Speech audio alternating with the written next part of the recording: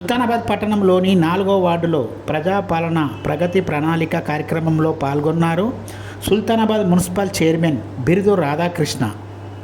Sultanabad municipal chairman బిరుదు రాధాకృష్ణ మీడియాతో మాట్లాడుతూ, సుల్తానాబాద్ పట్టణంలో ప్రజాపాలన ప్రగతి ప్రణాళిక కార్యక్రమంలో భాగంగా ఈరోజు ప్రత్యేక కార్యక్రమం నిర్వహించాము.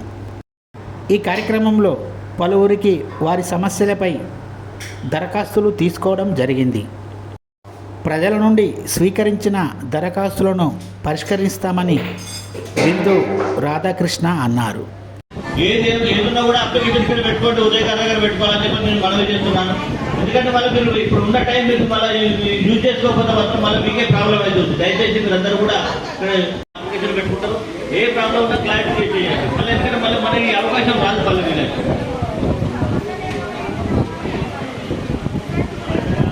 లేదు 4వ వార్డు కాదు.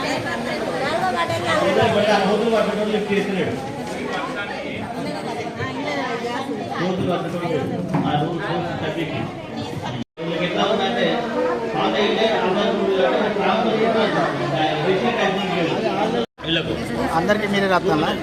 భూమి అంటే నీకు రిజిస్ట్రేషన్ డాక్యుమెంట్ లేదు, మళ్ళీ నోటరీ ఉంది. ఇప్పుడు వీళ్ళకు ఇల్లు జాగలేదు. మున్సిపల్ పట్టణంలో ప్రజాపాలన ప్రగతి ప్రణాళికలో భాగంగా 99 రోజుల యాక్షన్ ప్లాన్లో భాగంగా గౌరవనీయులు పెద్దపల్లి శాసనసభ్యులు రాష్ట్ర ప్రభుత్వ శ్రీ చింతకుంట విజయరమణారావు గారి ఆదేశాల మేరకు ఈరోజు ఈ కార్యక్రమం నిర్వహించుకోవడం జరిగింది. ఈ కార్యక్రమం సుల్తానాబాద్ మున్సిపల్ పట్టణంలో ప్రతి ఒక్క వార్డులను 15 వార్డులకు సంబంధించి కార్యక్రమాలు నిర్వహించడం జరుగుతుంది. మరి ఇక్కడ ఉన్నటువంటి కార్యక్రమం ఏమిటంటే ముఖ్య ఉద్దేశం, గతంలో మనం 6 పథకాల ప్రోగ్రాం పెట్టినాం. కార్యక్రమం పెట్టినప్పుడు వాళ్ళందరూ అప్లికేషన్ పెట్టుకోవడం జరిగినది.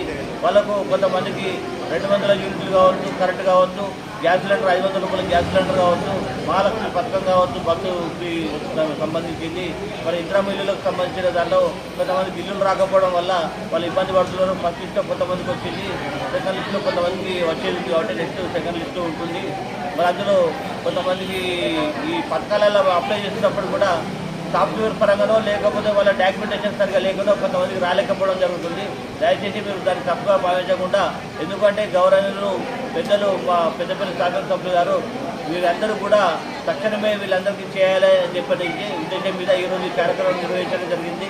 తప్పకుండా కూడా మీ అందరికీ ఇచ్చే బాధ్యతగా మీ అందరూ స్వీకరిస్తాము.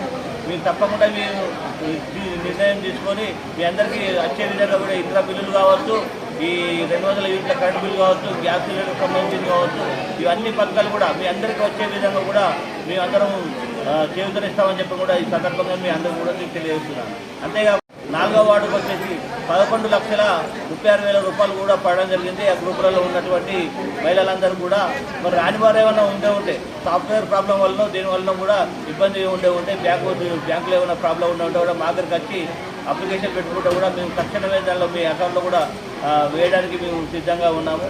మా మిప్పా మేడం స్వరూప గారు కూడా ఉన్నారు. మనకి ఎలాంటి వచ్చినా కూడా ఈ గ్రూపులకు సంబంధించి వాళ్ళకి ఏమైనా ఉంటే కూడా మా మేడంతో కూడా మేము ఇచ్చే విధంగా కూడా మేము తక్షణమే చర్య తీసుకుంటామని చెప్పి కూడా ఈ విధంగా మీకు తెలియజేస్తున్నాం.